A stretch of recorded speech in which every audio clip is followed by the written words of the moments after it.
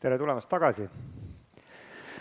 Tere tulemast vaatama ja kuulama paneeli, kus me räägime, kuidas muutuste kiuste oli ikkagi võimalik raha kaasata ja uutele turgudele laieneda, kui reisimine ja füüsiline kohtumine oli raskendatud.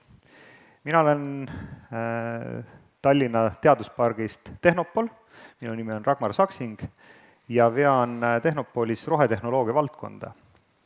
Ja minuga on siia paneeli täna liitunud ka Tehnopoliga seotud ettevõtted. Kiirelt alustuseks mainida ära Beazley tegevjuht Siim Vips, Fuseboxi tegevjuht Tarvo Õng ja Ectaco juhatuse liige ja tegevjuht Kaido Jelle. Need on härrasmehed ettevõtjad meil täna paneelis, kes tegelikult annavadki sellele paneelile sisu. Mina katsun lihtsalt seda juttu kokku lõimida meeldivaks vestluseks ja paar sõna Tehnopolist, mis me rohetehnoloogia valdkonnas teeme ja miks me selles valdkonnas tegutseme. Lihtsalt öeldes, Tehnopol on peaaegu 20 aastat vana sihtasutus, loodud Tallinna linna, Tallinna Tehnikaülikooli ja Eesti riigi poolt ja meile öeldi aastaid tagasi nii, et võtke need majad, need varad Mustamäel, majandage neid, kasvatage käivet, kasumit ja kasum pange tagasi Eesti ettevõtluse arendusse. Ja sellepärast selliselt me toimetamegi ja sellepärast me aitame ka Eesti rohetehnoloogia ettevõtteid saavutada edu välisturgudel. Ma usun, et me saame täna nendest lugudest ka rääkida siin härrastega. Ja tahaks ära mainida ka järgmise rohetehnoloogia suursündmuse.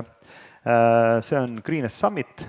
Greenest Summit on piirkonna suurim rohetehnoloogia konverents, kuhu olete kõik oodatud. See on mittetulunduslik konverents, toimub Kultuurikatlas 27-28 oktoober ja selle koodiga saate ka piletidiscounti. Aga lähme nüüd teemade juurde ja meie külaliste juurde ja külaliste tutvustuse juurde. Beazley on ettevõte, kes teeb targa kodu lahendusi, tarkade hoonete lahendusi, sellest Siim Vips saab rääkida täpsemalt, kuidas nad tarkadeks neid hooneid teevad, aga Siim on ise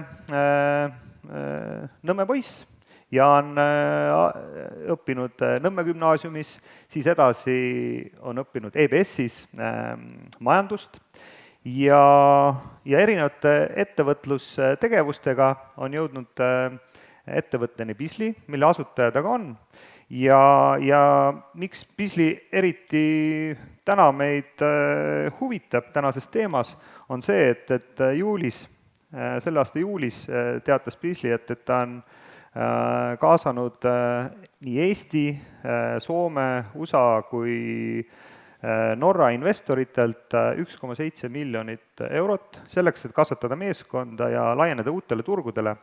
Eesti tuntud ettevõtja ärimees on Eften Capitalist on Viljar Arakas, kes on nende ettevõttesse investeerinud ja kokku on Beazley kaasanud 3,3 miljonit.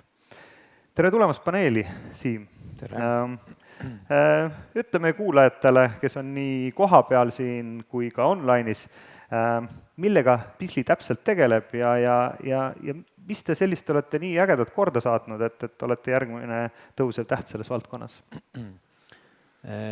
Eks me ikkagi teeme neid hooneid intelligentseks ja selle tulemusena hoiame kokku energiat ja muudame inimeste elu mugavamaks. Et see on see üldine joon, aga kuidas me teeme, see on siis eripära nii-öelda. Et ma tean, et te olete TalTechiga välja arendanud iseenda ekraanid ja seadmed isegi, et see teeb teid eriti veel unikaalseks. Ja, sisuliselt jah, et me oleme küll tarkvara või tehnoloogia ettevõte, aga meil on ka osaliselt enda riistvara. mis me oleme TalTechiga koos välja arendanud, noh, et oleks nagu robustne ja nii-öelda sellepärast me oleme ka terminoloogias, et sa ütlesid nagu tarkmaja, on ju, et see fraas on nii-öelda natukene devalveeritud, et seepärast me ütleme pigem nagu intelligentne hoone, on ju. Et seal on mitu komponenti, esiteks see lahendus peab nagu töötama, kuna nii arendajad või kinnisvaraomanikud, et nad ei taha neid probleeme, ja teine teema muidugi hind ja kolmas teema on see kiirus, et seda nii-öelda tarkust pannakse majja kõige viimases etapis ja kui see venib kuude pikkuseks, siis see on nagu väga kahjulik kõigile osapooltele. Absoluutselt arusaadav. Tarvo, Fuseboxi tegevjuht Tarvo Õng. Tarvo on ka Viimsi poiss, õppinud Gustav Adolfi gümnaasiumis ja oled ka akadeemias Nord juurat õppinud ja TalTechi majandust. Ja ma vaatasin sinu sellist karjääri nagu tagasi ja kunagi sinna algusaastatesse jäi isegi Mazdade müük Inchcape autos, et kuidas sa jõudsid üldse Fuseboxini ja võib-olla see teekonna lühike kokkuvõte? Üks asi on viinud teiseni järjest ja ma pean ütlema ka, et ma olen olnud ka eraisiku pankrotis ja olen toonud Hiinas konteineritega mingeid asju kunagi, niisugune ettevõtluse vaim on sees olnud juba pikemat aega. Siis kui see pankrotilugu oli, siis küll korra sisetunne ütles, et äkki peab minema korralikule tööle, et mis on aus ja teenib kindlat kuupalka. Siis ma läksingi Eesti Energiasse ja seal see tee lõppes päris kähku, aga sain aru, mis asi on energia, õppisin selgeks, mis on kilovatt ja megavatt ja siis niimoodi sedasi läks, kuni siis lõpuks hakkasime tegema Fuseboxi.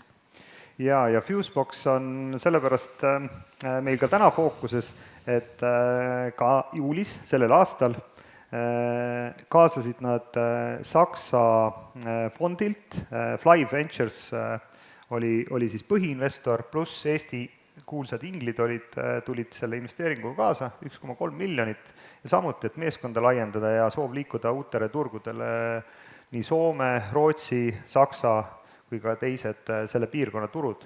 Ja Fusebox tegeleb siis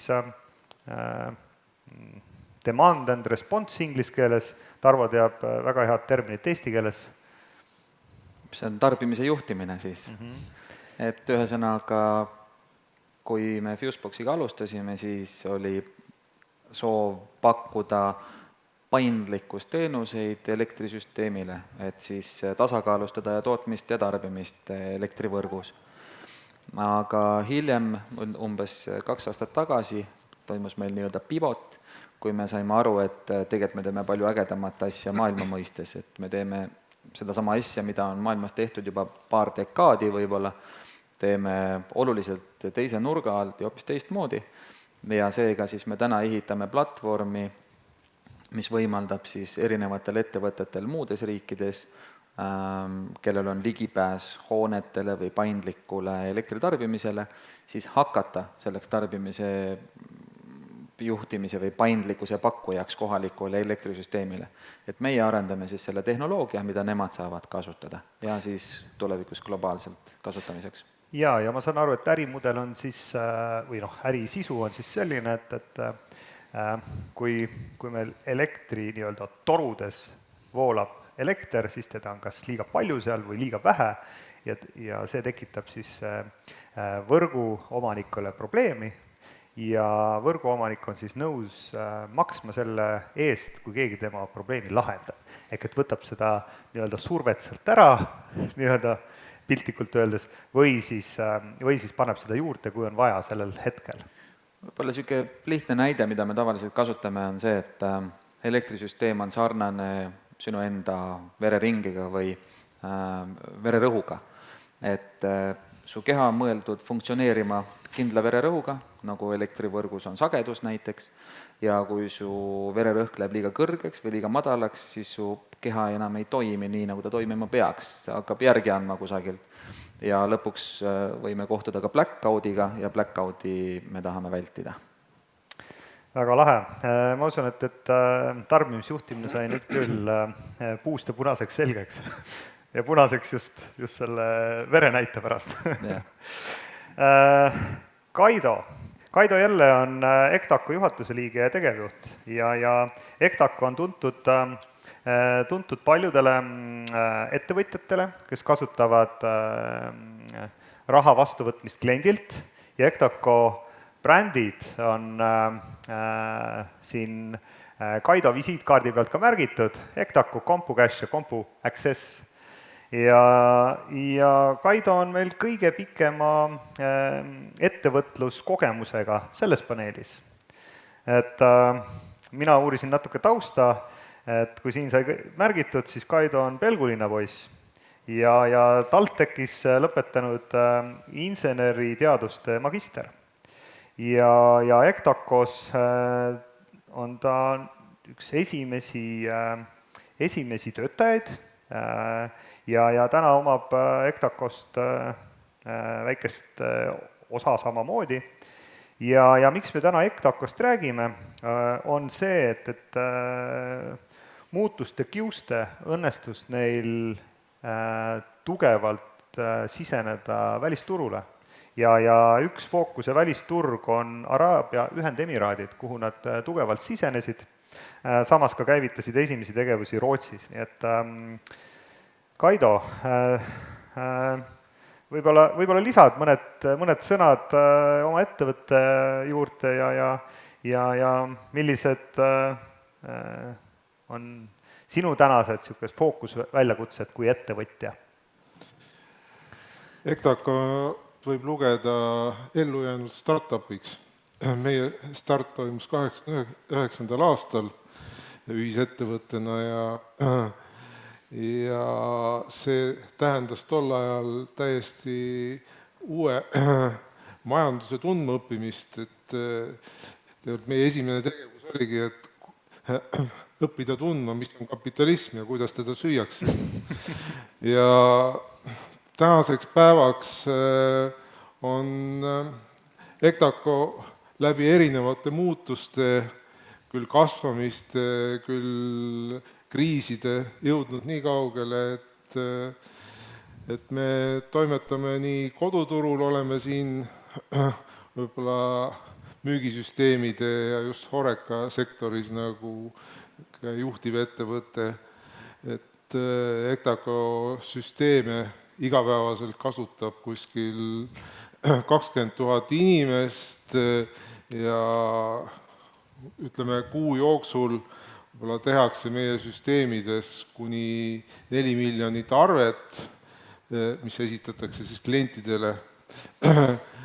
Eks sealt võib veel suuremaid ja ilusamaid numbreid tuletada, aga kogu see värk vajab pidevat nagu muutmist ja võib-olla nende muudatuste sees elamine ongi motiveerinud siiamaani ja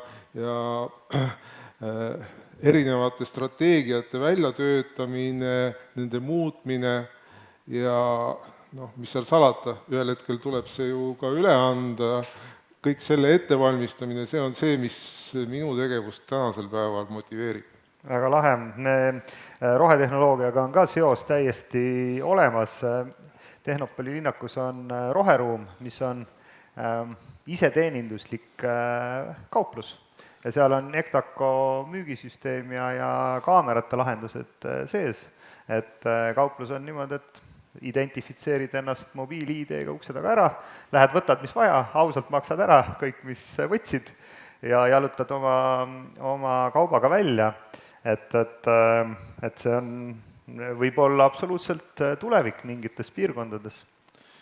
Jah, meil on mitmeid selliseid täisautomaatseid pilootprojekte ja me oleme ka näiteks spordiklubidele teinud täisautomaatsed iseteeninduslikud süsteemid, et see tööjõuressursi kallinemine on viinud ka selleni, et meil on niisugune veebipõhine CompuAccessi nimeline tööarvestuse ja süsteem, kus on võimalik planeerida oma tööjõuressursse ja teisest küljest siis ka mõõta ja nende selle tulemusel, siis selle mõõtmistulemuste baasil siis inimestele palka välja maksta. Väga lahe. Me rääkisime ennem ukse taga Siimuga ja Siimu sellisest natukene puudutasime tema ettevõtluskarjääri, aga Siim, kuidas sina jõudsid üldse ettevõtluse juurde ja sa rääkisid ennem, et siin oli sinu lapsepõlv möödas siin Viru keskuses, kus me praegu oleme, et Siimu vanaema või ema? Põhimõtteliselt pool naljaga niimoodi ma jõudsingi, ma räägin, kuidas nõukogude ajal juba ettevõtlus käis siin hoones. Oli pearaamat siin? Aga tegelikult see, mis siin toimus nõukogude ajal, oli ka päris nagu huvitav nagu kaasus, on ju. Aga eks ma siis nägin ka ju kodus pealt, kuidas köögis erinevad ettevõtted erinevate inimestega nagu sündisid, on ju. Aga isiklikus plaanis oli see tõuge, et mingi hetk isa ütles, et tuleb iseenda valuuta eest tookord jogurtit sai osta, on ju, tuleb ise oma jogurtid hakata teenima. Ja siis esialgu siis ostsin 2, müüsin 3 ja siis kuidagi tehnoloogia huviga koos, ühesõnaga, kui internet tuli, hakkasin natuke programmeerima ja veebe tegema ja siis sattusin EBS-i niisugusesse huvitavasse seltskonda, küll majandust õppima, aga seal oli Ott Kaukver, Martin Villig, Siim Viidu ja nii edasi, kes kõik nagu õppisime majandust, aga tegelikult progesime, tegime tollal ajal igasuguseid nagu IT-teemasid. Ja siis sealt on kuidagi siiamaani välja spinninud. Ja kuidas Piisli juurde jõudsite? Tegelikult päris algselt läbib ühe mu investeeringu, on ju, aga lihtsalt siin mõned aastad tagasi, oli 2018, on ju, tuli see Euroopa rohedirektiiv välja, on ju, teistpidi Moderas ma olin teinud autotööstusele konfiguraatoreid ja müügisüsteeme, rohkem 30 brändil, et ma teadsin, kuidas see universaalse konfiguraatori loomine käib. Ja siis sealt tekkiski nagu see idee, et kuidas seda suurt probleemi, mis on väga inseneri ja niisuguse muutuvkulude mahukas, et kuidas seda optimeerida sellisel tasemel, et ühte suurt probleemi lahendada. Aga kihvt, et meie paneeli üks muidugi suurem eesmärk on ka innustada ettevõtlusele inimesi ja sellepärast me neid ettevõtja selliseid teemasid ka katame, et võib-olla Tarvo, räägi, mis teil, nüüd on investeeringud on pardal, investoritega on sellised mõnusad sihid ja täpsemad nagu eesmärgid seatud, et mis teie tänased sellised ägedamad väljakutsed on, et neid asju ära tuua? Esimene väljakutse oligi see, et aru saada, mida siis on vaja ära tuua, et me kvalifitseeruksime nii-öelda edukaks. Ja siis me saime aru, et jah, need eesmärgid on ikka jube palju suuremad, kui me esimese hooga ise isegi arvasime. Ja samas on see nagu tore väljakutse, et see ikkagi panebki kastist välja mõtlema, et tulebki asju teha hoopis teistmoodi, kui siiamaani kusagil mujal tehtud on. Ja nüüd meil ju anti raha nii-öelda või raketikütust, et siis mehitada ära tiim. Sinna on vaja leida loomulikult kõik palju targemad inimesed, kui meil seni tiimis on olnud, või kõik, mis palkame, peavad olema meist ju targemad. See ei ole ka üldse lihtne ülesanne erinevatele turgudele ja siis nad kõik nagu tööle panna koos, ühesõnaga need kõik on niisugused ülesanded, mis on meie jaoks uued, aga eks me siis proovime nendega hakkama saada. Aga see raketikütus on teil absoluutselt ju mitte nagu kütus selle fossiilkütuse mõttes, vaid täitsa nagu roheline, et ma tean, üks fookusvaldkond on teil ka CO2 nagu vähendamine, et kuidas te seda nagu planeerite või täpsemalt teete? Fuseboxi tegevus iseenesest ongi ju see, et me võistleme elektriturgudel fossiilkütuste jaamadega, gaasi- ja diiselgeneraatoritega põhimõtteliselt. Mida rohkem meil on paindlikkust, mida me saame kasutada, seda vähem need generaatoриmehed saavad turule toota. Ja mida vähem nemad saavad turule elektrit toota, seda väiksem on CO2 emissioon elektrisüsteemis. Et põhimõtteliselt see on siis, kui meie võtame neilt turgu ära, siis tekib CO2 nii-öelda, mitte ei teki, vaid vastupidi, ongi CO2, mida ei eksisteeri või mida ei tekkinud. Nii et siis sealt tekib meil CO2 sääst, mida me siis võtame elektrisüsteemist. Kuni sinna ekstreem nagu juhtudeni välja, et Tarmo on mulle rääkinud, et ma ei mäleta täpselt, mis riigis, aga kui seal voolu üle jääb, siis piltlikult öeldes ühte järve pannakse nagu niisugune suur veekeedu, see spiraal sisse ja lastakse siis soojusjärve lihtsalt. Nagu naksitrellidega lihtsalt tohutult palju suurem. Jah, et lasevad selle järve aurama seal, et kui on ülejääk. Samas selle asemel võiks tegelikult külmhooned hoopis ette jahutada lühiajaliselt või et see ei lähe nii-öelda õhku. Ja see riik, kus see toimub, see on isegi siin väga lähedal, nii et juhtub siin samas. Kaido, kui te laienesite Araabia Ühendemiraatidesse, siis see on ju täiesti teistsugune kultuur, et millised sellised huvitavad nüansid või väljakutsed siis sellisele teatud mõttes eksootilise turule, siis kaugele turule laieneda oli, et kuidas see teil õnnestus või? No selgus, et maailm on suhteliselt pisikene ja inimesed käivad ka sealt kaugelt maalt siin Eestimaal ja kui nad jalutasid Eestis ringi, käisid erinevates söögikohtades, spaades, spordiklubides, siis neil hakkas närvidele käima mingisugune kompukäš. Ja siis nad tulid uurima, et mis värk on ja nii läkski. Et see oli nagu see algus, aga siis tuleb see kõike nagu hõlmav selline vahemäng tavaliselt. No jah, siis hakkavad raskused pihta.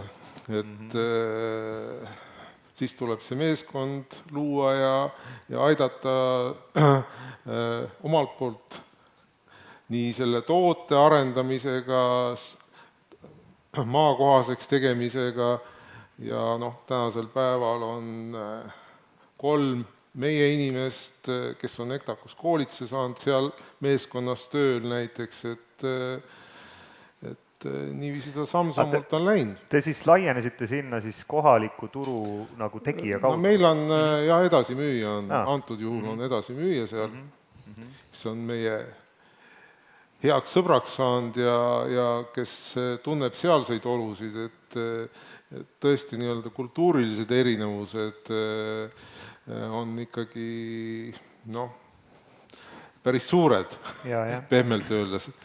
Et lähenemine ärile ja kuidas seda seal tehakse ja kuidas need kontaktid ja asjad seal toimivad, et jah.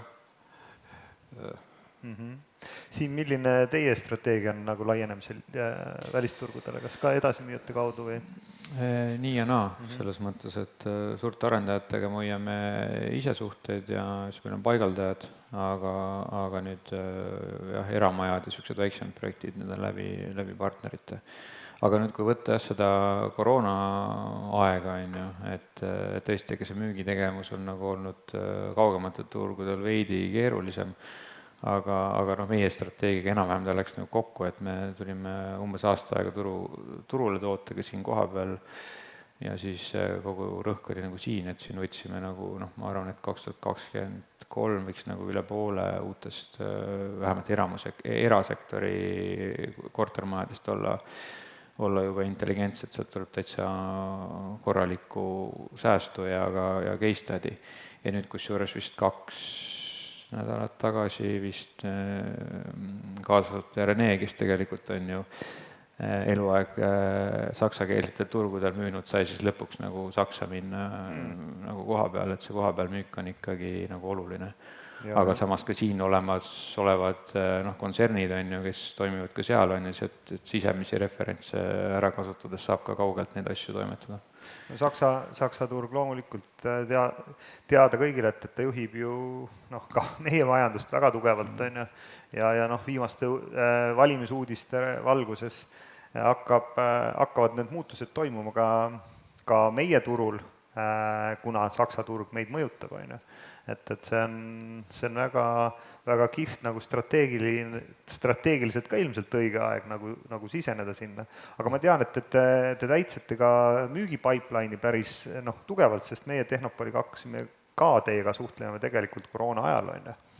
Et see müügipipeline ka täitus vägevalt, et kuidas... No selles mõttes, et Eesti arendajatega me tegime piloodi ära, siis kutsusime põhimõtteliselt praktiliselt kõik turuosalised nii-öelda külla, näitasime, mida me teeme, miks me teeme, kuidas me teeme ja et see põhimõtteliselt saab nii-öelda intelligentse hoone peaaegu lolli hoone hinnaga, et siis paljud ütlesid miks mitte.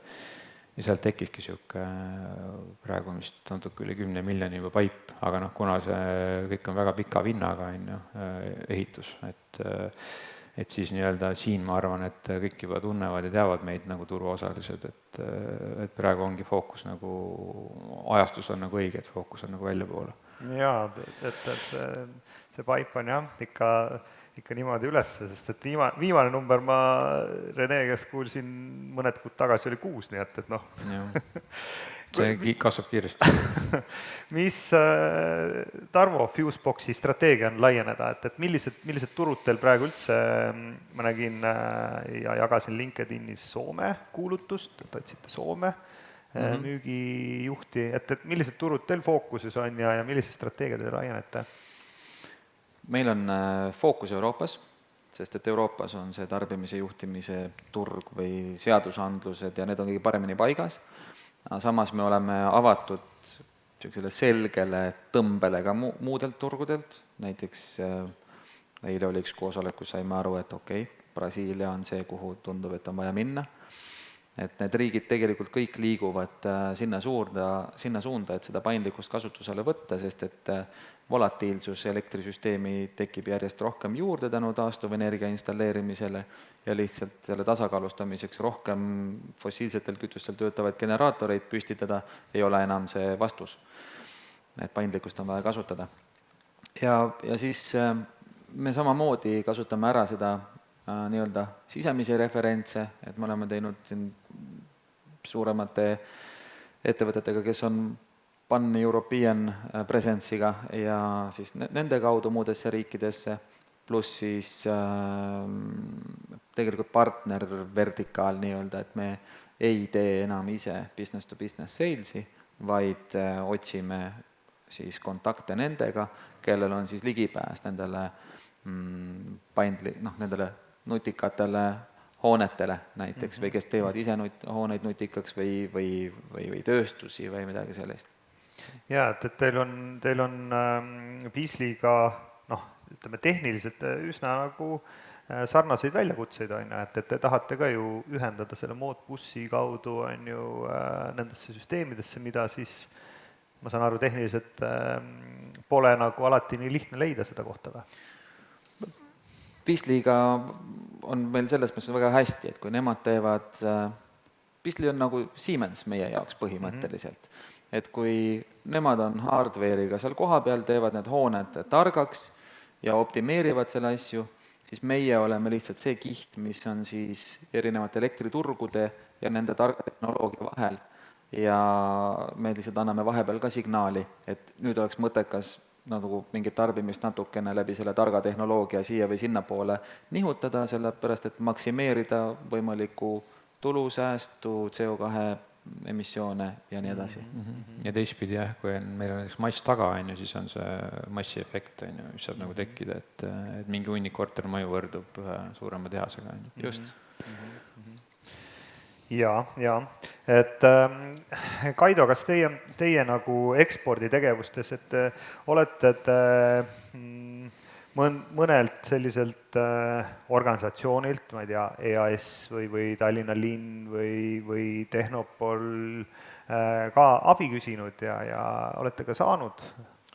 Kindlasti, et sellest nimekirjast, mis sa lugesid, siis EAS ja Tehnopol on seal kindlasti reas, et nii konsulteerimine, erinevad kontaktid ja EAS-ist ka rahastamist oleme kasutanud, et läbi, kuna meie ajalugu on pikk, siis jah, meil on isegi EAS-i eelkäija tehnoloogia, vist oli agentuur, et kunagi EKTACO tegeles ka jah, kauglugemissüsteemidega ja siis tehnoloogiaagentuur rahastas meil seda tootearendust, aga tänasel päeval me selle teemaga ei tegele küll aga jah, oleme viimastel aastatel kaasanud nii tõesti EAS-i raha kui ka meil omad aktsionärid on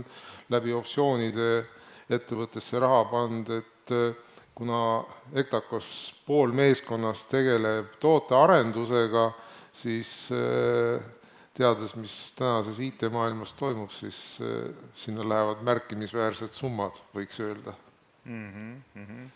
Et selle,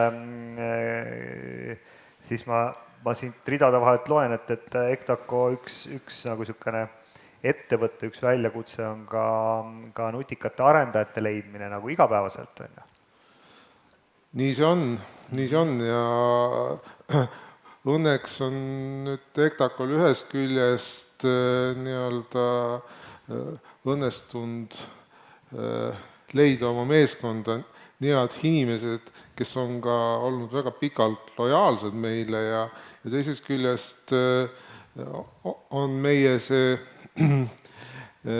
kogu see vanuse nii-öelda diagramm või joon on selline, et ühes otsas olen jah mina, aga teises otsas on meil seal niisugused 22 ja 23 ja 24 aastased noored vihased mehed, kes siis tahavad seda maailma parandada, nii et ühest küljest siis see kogemus ja teisest küljest see soov teha ja see kõik annabki võib-olla siis sellise mõnusa meeskonna või tiimi, kes suudab siin seda tootearendust teha ja olla tasemel oma nende sündinud toodetega. Et siin mainis ka, et õppisid Villinguga koos seal programmeerima ja tegite asju. Et ma just nägin ühte pealkirja, täna on nii huvitav, et pealkirju saad lugeda, aga kui tahad lugu seestpoolt lugeda, siis kõik on nagu seal euromüüri taga, et ei teagi nüüd, milliseid ajakirja liitumisi kõik tegema peab, et kõik head artiklid ära lugeda saaks. Aga pealkiri oli igatahes see, et kui ennem oli raske värbamine, siis nüüd on nagu võimatu, on ju. Seda vist küll ütles Markus, on ju, ja täpsustan, et me ei õppinud programmeerimist, vaid ikkagi majandust, aga lihtsalt see oli kõrvaltegevus nii-öelda.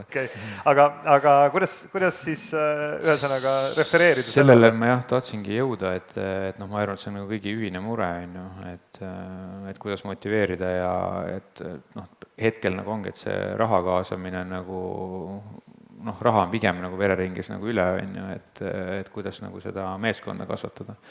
Et see on nagu kõige suurem väljakutse, et siin on erinevaid asju, et me oleme võtnud natuke tehnoloogilist riski, on ju, et võtta selline tehnoloogia, mis on nagu tuleviku tehnoloogia, et see iseenesest juba tõmbab nagu seda tehnilist meeskonda ligi, aga mis puudutab näiteks mingi äppe ja veebi, on ju, et see on meil näiteks Ukrainas, on ju. Aga jälle pandeemia on sellele ka hinnad kõvasti üles löönud, kuna turg on globaalne ja kaugtööga muutus see globaalne turg nagu täiesti pöörati pea peale. Et nii ta on, et see põhikasvu raskus ongi see, et kuidas nagu tiimi kasvatada.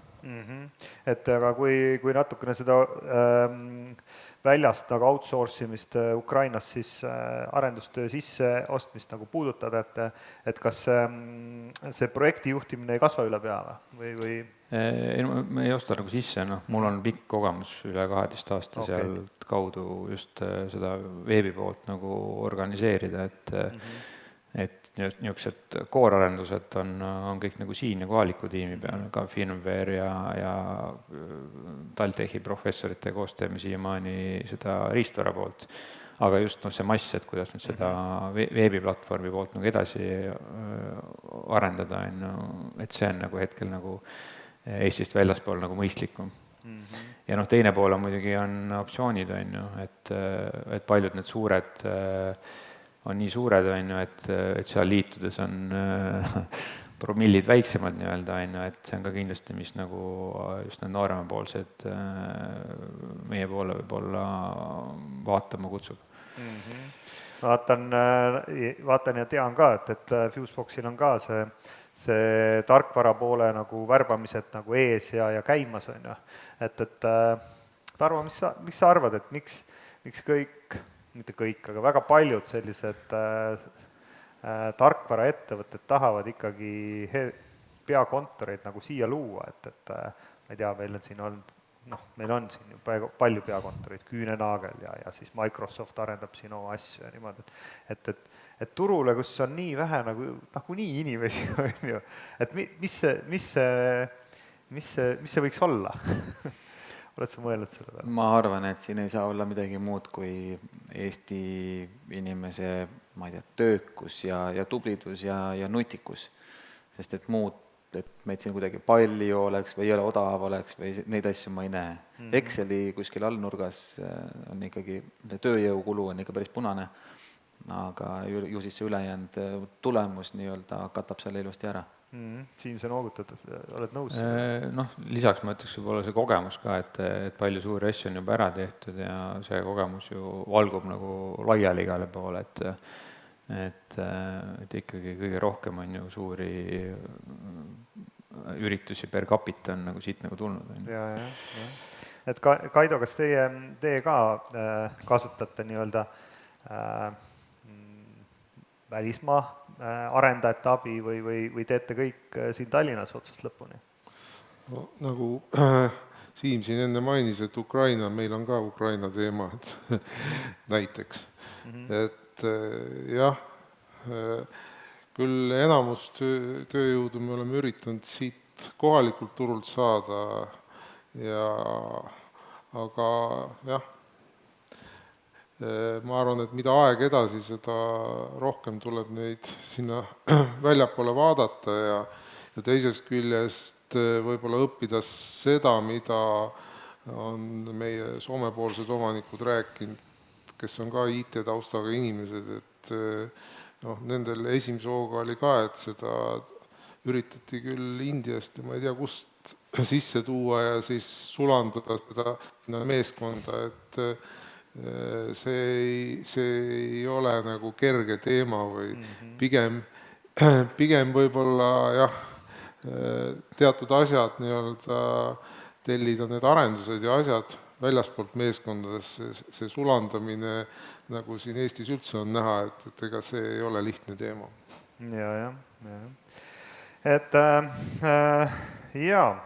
Et võib-olla siin küsikski selliseks, hakkame lõpetama ja lõpuringiks, et millised eesootavad nagu väljakutsed teile kõigile nagu praegu silma paistavad ja mis te tahaksite nagu välja tuua nagu lähi nagu niisugune aasta lõikes, et kuidas te oma meeskonnas prognoosite, et kas ma ei tea, sellest muutunud turuolukorrast, et kas see veel mõjutab või pigem on praegu niimoodi, et meil on teatavasti majanduskasv ja kõik on nagu voolu tagant minema saanud, et nüüd tuleb ainult kütta, et mis mõtted, Siim, sul ees ootava tulevikuga on? No tuleb olla valmis kõigeks, on ju. Et kui teaks, siis oleks kõik väga hästi, on ju. Et pigem ongi, et peab olema valmis reageerima mis iganes muudatustele, mis ees ootavad, on ju. Et kui see kriis algas, on ju, siis oli väga hea aeg palkamiseks, on ju, kuna paljud koondasid, on ju. Siis kui siin vahepeal oli jälle ja ühesõnaga, et raha jälle trükiti nii palju juurde, on ju, et see jälle muutis seda rahapakkumise olukorda, aga mis siin nüüd ees ootab, et raske ennustada, lihtsalt tuleb olla valmis kõigiks ja kõik võimalikud momendid, mis tekivad, maksimaalselt enda kasuks ära kasutada. Kus te, Tarvo, oma powerit nagu suunate kõige rohkem? Meie jaoks ma ei tea, kas väljakutse, aga see mõtteharjutus, mida me peame iga päev ja kogu aeg tegema, on see, et nagu ma ütlen, et siis kui me unistame ja mõtleme, et kuhu me tahame jõuda, mida me tahame teha, et siis kui sul nagu tuleb see kananahk peale, siis ma okei, nüüd on õige koht, et suurelt mõelda hoopis teistmoodi kui kunagi varem, ainult niimoodi me saame vastu siin Euroopa suurtele või nendele, kellel on nagu rahatrükimasini endal tagatoas, et jah. aga kes sul aitab nagu selliseid hirmutavaid mõtteid esile tuua või välja mõelda? No mis aju töötab nagu koorelahutaja kogu aeg endal ja teisi tuleb samamoodi motiveerida mõtlema ja julgema mõelda teistmoodi kui tavaliselt, et ei pea alati kindla peale välja minema, et riskida on väga okei, niikaua kuni see nii-öelda pühendab eesmärki. Kaido, sarnane küsimus EKTAK-ole, et mis nagu sellised väljakutsed eest terendavad, et kuhu te oma sellist uut fookust seate? Kõik see, mis puudutab erinevate protsesside digitaliseerimist ja ühelt küljelt siis pidev tootearendus, ilma milleta ei ole võimalik tänapäeva ettevõtluses ja konkurentsitingimustes ellu jääda. Et peame pidevalt oma meeskonda tulisi hoidma, et nad sooviksid selle arendusprotsessiga pidevalt kaasa olla ja motiveerida oma meeskonda ja pidevalt seda strateegiat nii-öelda timmida, sellepärast et nii ongi, et me ei tea, mis toimub täpselt homme või veel vähem ülehomme, et see niisugune paindlik strateegia muutmine ja pidev täiustamine, see on väljakutse. Jaa, täpselt nii.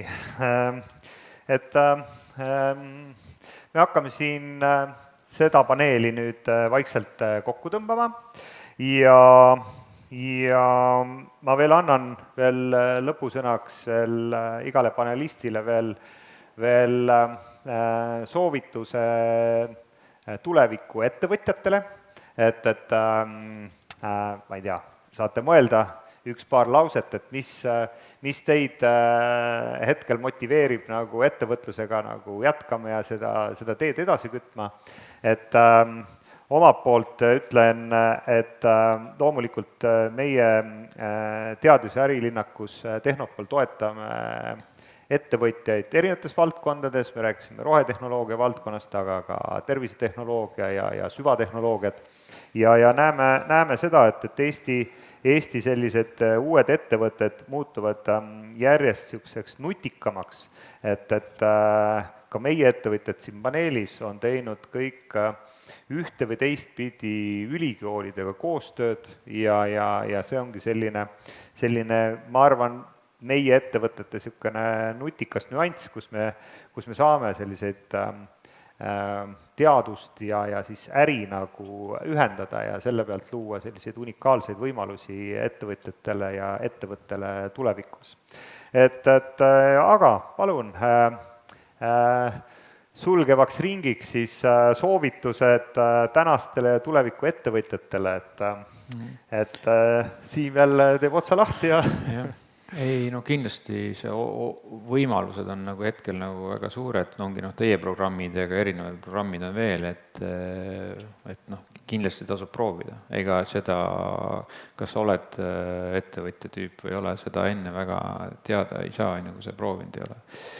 Et kindlasti soovitan nende programmide kohta vaadata või siis liituda mõne meeskonnaga, kui võimalus on.